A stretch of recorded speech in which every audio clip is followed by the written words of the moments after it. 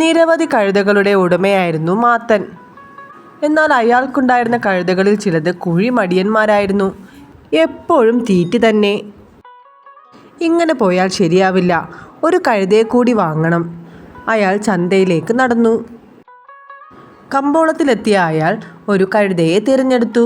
ഞാൻ ഇവനെ വീട്ടിലൊന്ന് കൊണ്ടുപോയി നോക്കട്ടെ, 3-4 ദിവസം കഴിഞ്ഞിട്ട് കച്ചവടം ഉറപ്പിക്കാം, കർഷകൻ കച്ചവടക്കാരനോട് പറഞ്ഞു.